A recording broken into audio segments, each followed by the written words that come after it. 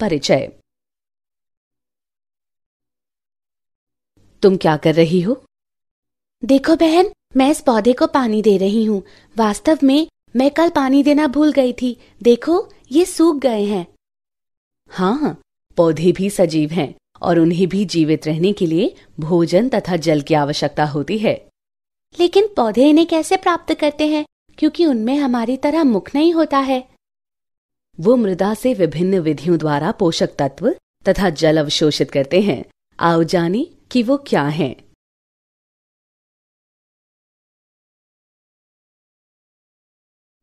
उद्देश्य। इस पाठ के अंत में आप निम्न करने में सक्षम हो जाएंगे: पौधों में जल के परिवहन की व्याख्या करना, विसरण, सुसाध्य विसरण और सक्रिय परिवहन जैसे परिवहन के विभिन्न माध्यमों के बारे में जानना, विभिन्न परिवहन विधियों के बीच अंतर करना, पादप जल संबंधों की व्याख्या करना, जल विभव को समझना, परासरण, जीव द्रव्य कुंचन एवं अंतः शोषण प्रक्रियाओं का वर्णन करना।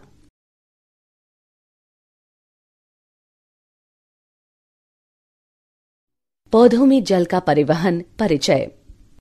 मित्रों, जैसा कि हम जानते हैं कि पेड़ पौधों को जंतुओं की अपेक्षा कहीं अधिक दूरी तक अणुओं को ले जाने की आवश्यकता होती है। उनमें किसी भी प्रकार का परिसंचरण तंत्र भी नहीं होता है। जड़ों द्वारा ग्रहण किया गया जल पौधों के सभी भागों तक पहुंचता है, जो बढ़ते हुए तने के अग्र भाग तक जाता है। पत्तियों द्वारा संपन्न प्रकाश संश्लेषण या भोजन संश्लेषण के परिणाम स्वरूप उत्पन्न उत्पाद भी पौधों के सभी अंगों तक पहुंचते हैं और मृदा की गहराई में अंतः स्थापित जड़ों के शीर्ष तक जाते हैं। एक पुष्पीय पौधे में जिन पदार्थों का परिवहन होता है, उनमें जल, खनिज पोषक, कार्बनिक पोषक एवं पौधों की वृद्धि नियामक मुख्य हैं। कम दूरी तक पदार्थों की गति विसरण एवं साइटोप्लाज्मिक धारा द्वारा सक्रिय परिवहन की मदद से हो सकती है। लंबी दूरी के लिए परिवहन संवहनीय तंत्र या जाइलम तथा फ्लोएम द्वारा संपन्न होता है और इसे स्थानांतरण कहा जाता है। आपको ये जानकर आश्चर्य होगा कि मूलीय पादपों में जाइलम परिवहन पानी और खनिजों का आवश्यक रूप से एक दिशात्मक अर्थात मूल से तने तक होता है। हालांकि कार्बनिक तथा खनिज पोषकों का परिवहन बहुदिशात्मक होता है। आइए पौधों में छोटी दूरी तक परिवहन के माध्यमों के बारे में जानें।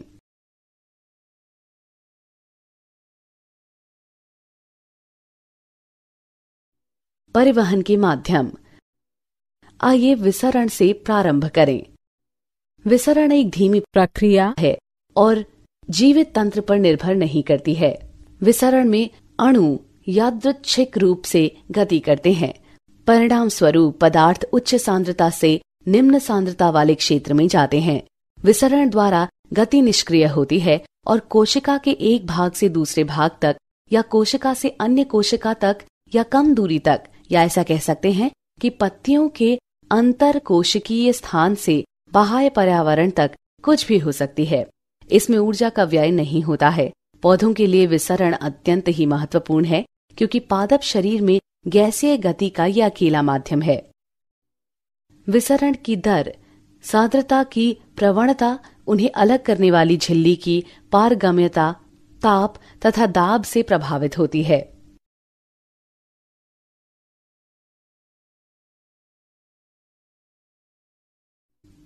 विसरण की दर पदार्थों के आकार पर निर्भर करती है। ये तो पहले से ही स्पष्ट है कि लघु पदार्थ तेज गति से विसरण करते हैं। झिल्ली के आर पार किसी भी पदार्थ का विसरण झिल्ली के प्रमुख सहभागी लिपिड में घुलनशीलता पर निर्भर करता है। झिल्लिका प्रोटीन स्थान उपलब्ध कराती है, जिससे कुछ अणु आर पार निकल जाते हैं। वो सांद्रता प्रवणता स्थापित नहीं कर पाते हैं। अणुओं के विसरण के लिए सांद्रता प्रवणता निश्चित तौर पर पहले से ही उपस्थित होनी चाहिए, भले ही उन्हें प्रोटीन से मदद मिल रही हो। ये प्रक्रिया सुसाध्य विसरण कहलाती है। सुसाध्य विसरण में पदार्थों को झिल्ली के आर पार करने में विशिष्ट प्रोटीन मदद करती है और इसमें एटीपी ऊर्जा का व्यय नहीं होता। सुसाध्य विसरण अति विशिष्ट होता है। ये कोशिकाओं को पदार्थों के उद्ग्रहण के लिए चयन करने की छूट प्रदान करता है। अणुओं को आर पार जाने के लिए झिल्लिका में मौजूद प्रोटीन रास्ता बनाती है। कुछ रास्ते हमेशा खुले होते हैं तथा कुछ नियंत्रित हो सकते हैं। कुछ बड़े होते हैं जो विभिन्न प्रकार के अणुओं को आर पार जाने की छूट देते हैं। प्रोरिन एक प्रकार की प्रोटीन है जो कि प्लास्टिड माइटोकॉन्ड्रिया तथा कुछ बैक्टीरिया की बाह्य झिल्ली में बड़े आकार के छिद्रों का निर्माण करती है, ताकि झिल्ली में से होकर प्रोटीन के छोटे आकार के अणु भी उसमें से गुजर सकें। इस प्रक्रिया में बाह्य कोशिकीय अणु परिवहन प्रोटीन पर बंधित रहते हैं और यही परिवहन प्रोटीन बाद में घूर्णित होकर कोशिका के भीतर अणु को मुक्त कर देते हैं। उदाहरण के तौर पर जल मार्ग, जो 8 तरह के विभिन्न एक्वापोरिन से बना होता है।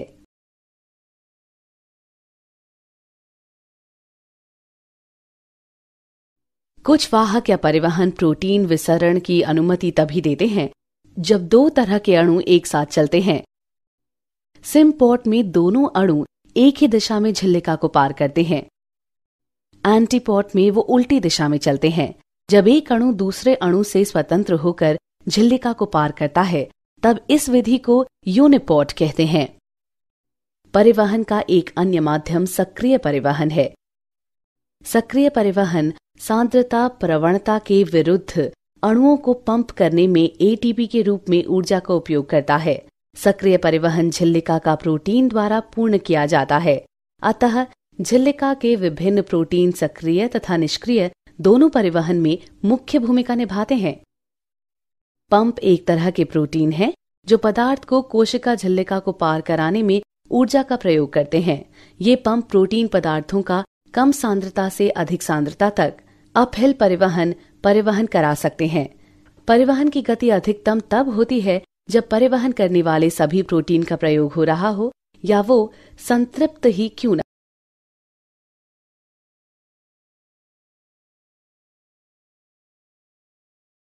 विभिन्न परिवहन विधियों की तुलना। आइए अब कुछ बिंदुओं के आधार पर साधारण विसरण, सुसाध्य विसरण तथा सक्रिय परिवहन की तुलना करें।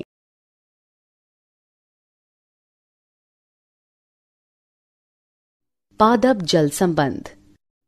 मित्रों, अब आइए अगले विषय अर्थात पादप जल संबंध की तरफ बढ़ें। पौधों के सभी शारीरिक क्रियाकलापों के लिए जल अनिवार्य है और ये सभी जीवित प्राणियों के लिए अत्यंत महत्वपूर्ण भूमिका भी निभाता है। ये वो माध्यम भी उपलब्ध कराता है जिसमें अधिकतर पदार्थ घुलनशील होते हैं। कोशिकाओं का जीव द्रव्य कुछ और नहीं बल्कि जल है, जिसमें विभिन्न अणु घुले होते हैं और निलंबित रहते हैं। एक तरबूज में 92% जल होता है। ज्यादातर शाकीय पौधों में शुष्क पदार्थ इसके ताजे वजन का केवल लगभग 10 से 15% भाग होता है। हालांकि एक पौधे में जल का वितरण भिन्न भिन्न होता है। काष्ठ वाले भाग में अपेक्षाकृत थोड़ा कम जल होता है, जबकि नरम भाग में बहुत ज्यादा जल होता है। एक बीज सूखा सा दिख सकता है, परंतु उसमें पानी की कुछ मात्रा होती है, अन्यथा वो जीवित नहीं रहेगा और श्वसन भी नहीं करेगा। स्थलीय पौधे प्रतिदिन भारी मात्रा में पानी ग्रहण करते हैं, लेकिन इनका अधिकतर भाग पत्तियों से वाष्पीयकरण अर्थात वाष्पोत्सर्जन द्वारा हवा में उड़ जाता है। क्या आप जानते हैं कि मक्के का परिपक्व पौधा एक दिन में लगभग 3 लीटर पानी अवशोषित करता है, जबकि सरसों का पौधा लगभग 5 घंटे में अपने वजन के बराबर पानी अवशोषित करता है। पानी की इस उच्च मात्रा की मांग के कारण यह आश्चर्य नहीं होना चाहिए कि कृषि एवं प्राकृतिक पर्यावरण में पौधों की वृद्धि एवं उत्पादकता को सीमित करने वाला सीमाकारी कारक प्रायः जल ही होता है।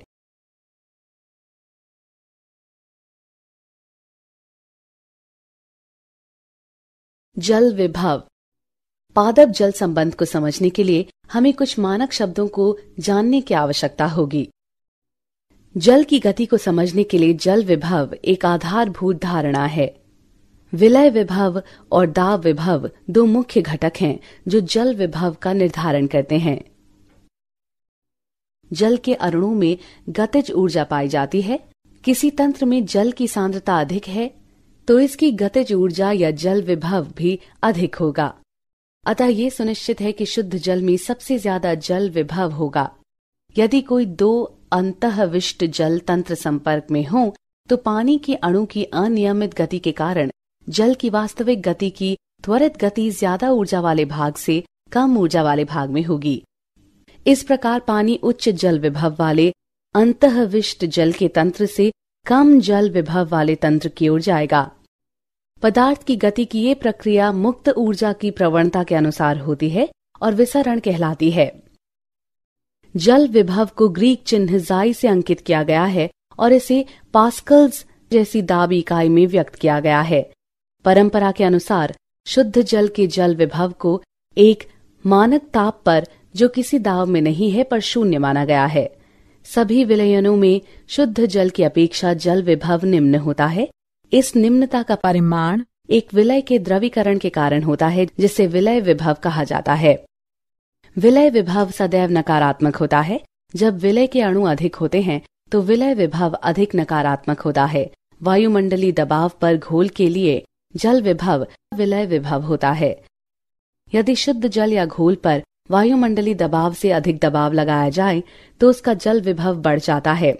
पादप तंत्र में दाब निर्मित हो सकता है जब विसरण के कारण पौधे की कोशिका में जल प्रवेश करता है और वो कोशिका भित्ति को और बढ़ा देता है। ये कोशिका को स्फीत बना देता है। ये दाब विभव को बढ़ा देता है। दाब विभव ज्यादातर सकारात्मक होता है। हालांकि पौधों में नकारात्मक विभव या जाइलम के जल खंड में तनाव एक तने में जल के परिवहन में महत्वपूर्ण भूमिका निभाता है। दाब विभव को जाइपी से चिन्हित किया जाता है। कोशिका का जल विभव विलय एवं दाब विभव दोनों से ही प्रभावित होता है। इन दोनों के बीच संबंध निम्न प्रकार से होता है।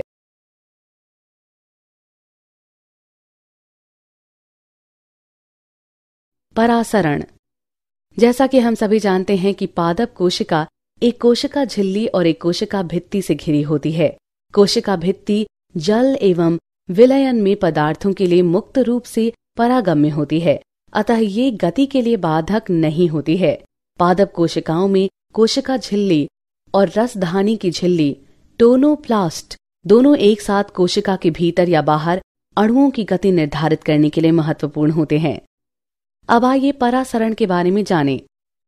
परासरण को विशेष रूप से एक विभेदक अर्ध या परागम्य झिल्लिका के आर पार जल के विसरण के लिए संदर्भित किया जाता है।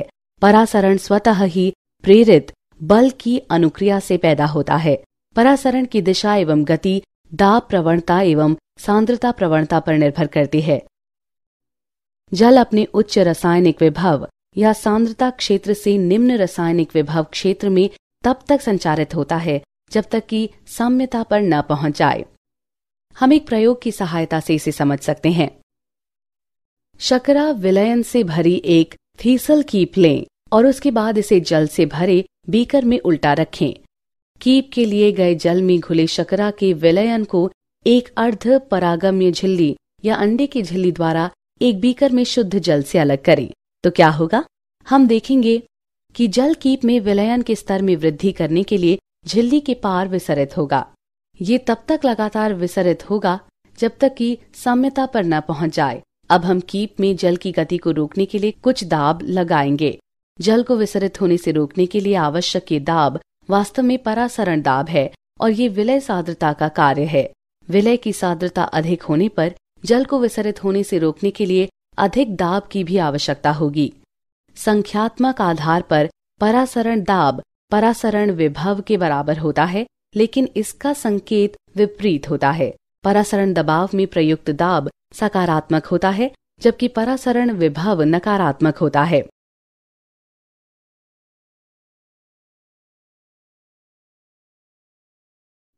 जीव द्रव्य कुंचन। पादप कोशिकाओं या ऊतकों में जल की गति के प्रति व्यवहार करना उसके आसपास के विलयन पर निर्भर करता है। यदि बाहरी विलयन परासरण दाब को संतुलित करता है तो उसे हम समपरासरी कहते हैं। यदि बाहरी विलयन कोशिका द्रव्य से अधिक तनुकृत है तो ये अल्प परासरी होता है, और यदि बाहरी विलयन बहुत अधिक सांद्रता युक्त है तो ये अति परासरी होता है। कोशिकाएं अल्प परासरी विलयन में फूलती हैं और अति परासरी में सिकुड़ती हैं। जीव द्रव्य कुंचन तब होता है जब कोशिका से जल बाहर गति करता है तथा पादप कोशिका की कोशिका झिल्ली सिकुड़कर कोशिका भित्ति से अलग हो जाती है। ये तब होता है जब एक कोशिका या ऊतक को एक विलयन में रखा जाता है जो जीव द्रव्य के लिए अति परासरी होता है। सबसे पहले जीव द्रव्य से जल बाहर आता है, फिर रसधानी से। जब कोशिका से विसरण द्वारा जल निकलकर बाह्य कोशिका या कोशिका के बाहर द्रव्य में जाता है तो जीव द्रव्य कोशिका भित्ति से अलग हो जाता है। कोशिका जीव द्रव्य कुंचित कहलाती है। जल का परिवहन झिल्ली के आर पार उच्च जल विभव क्षेत्र अर्थात कोशिका से निम्न जल विभव क्षेत्र में कोशिका के बाहर होता है। जब कोशिका या ऊतक को समपरासरी विलयन में रखा जाता है तो जल का कुल प्रवाह अंदर या बाहर की ओर नहीं होता है। यदि बाह्य विलयन जीव द्रव्य के परासरी दाव को संतुलित रखता है तो इसे समपरासरी कहते हैं। कोशिका में जब जल अंदर और बाहर समान रूप से प्रवाहित होता है तो कोशिका समायावस्था में कही जाती है। तब कोशिका को ढीला फ्लैसिड कहा जाता है। जीव द्रव्य कुंचन की प्रक्रिया प्रायः परिवर्ती होती है। जब कोशिकाओं को अल्प परासरी विलयन या उच्च जल विभव या जीव द्रव्य की तुलना में तनुकृत में रखा जाता है तो कोशिका में जल विसर्जित होता है और जीव द्रव्य भित्ति के विरुद्ध दबाव बनाने का कारण बनता है, जिसे स्फीति दाब कहा जाता है। जल के प्रवेश करने के कारण जीव द्रव्य द्वारा प्रकट किए गए कठोर भित्ति के विपरीत दाब को दाब विभव जाइपी कहते हैं। कोशिका भित्ति की दृढ़ता के कारण कोशिका फटती नहीं है। ये स्फीति दाब अंततः कोशिकाओं के विस्तार एवं फैलाव के लिए उत्तरदायी होता है।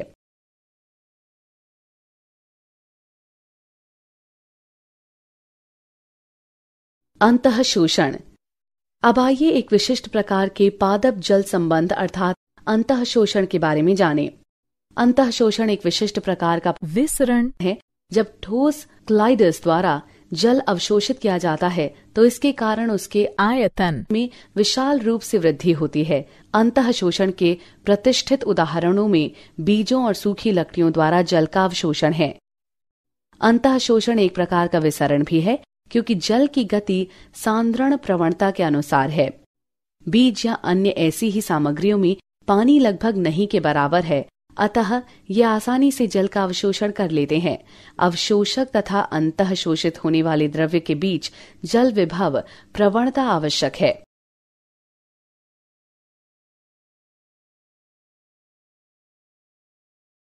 सारांश। आइए हमने जो कुछ सीखा है उसे संक्षेप में दोहराएं। कम दूरी तक पदार्थों की गति विसरण एवं साइटोप्लाज्मिक धारा द्वारा सक्रिय परिवहन की मदद से हो सकता है। लंबी दूरी के लिए परिवहन संवहनीय तंत्र या जाइलम तथा फ्लोएम द्वारा संपन्न होता है और इसे स्थानांतरण कहा जाता है। मूलीय पादपों में जाइलम परिवहन पानी और खनिजों का आवश्यक रूप से एक दिशात्मक अर्थात मूल से तने तक होता है, हालांकि कार्बनिक तथा खनिज पोषकों का परिवहन बहुदिशात्मक होता है। विसरण में अणु यादृच्छिक रूप से गति करते हैं, परिणाम स्वरूप पदार्थ उच्च सांद्रता से निम्न सांद्रता वाले क्षेत्र में जाते हैं। सुसाध्य विसरण में पदार्थों को झिल्ली के आर पार करने में विशिष्ट प्रोटीन मदद करती है और इसमें एटीपी ऊर्जा का व्यय नहीं होता। सांद्रता प्रवणता के विरुद्ध अणुओं को पंप करने के लिए सक्रिय परिवहन ऊर्जा का उपयोग करता है। ये झिल्लिका प्रोटीन द्वारा संपन्न होता है।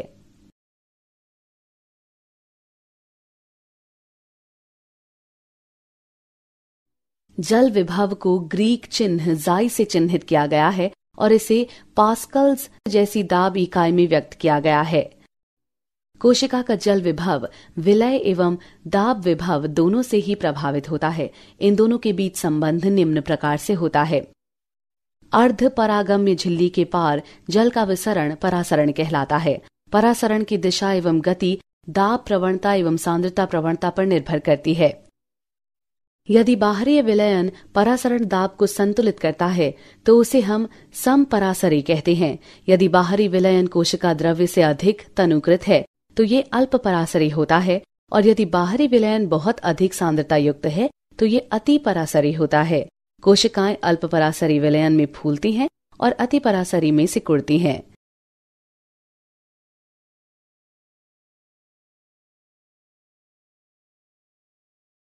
जीव द्रव्य कुंचन तब होता है जब कोशिका से जल बाहर गति करता है तथा पादप कोशिका की कोशिका झिल्ली सिकुड़कर कोशिका भित्ति से अलग हो जाती है। अंतः शोषण एक विशिष्ट प्रकार का विसरण है। जब ठोस कोलाइडस द्वारा जल अवशोषित किया जाता है तो इसके कारण उसके आयतन में विशाल रूप से वृद्धि होती है।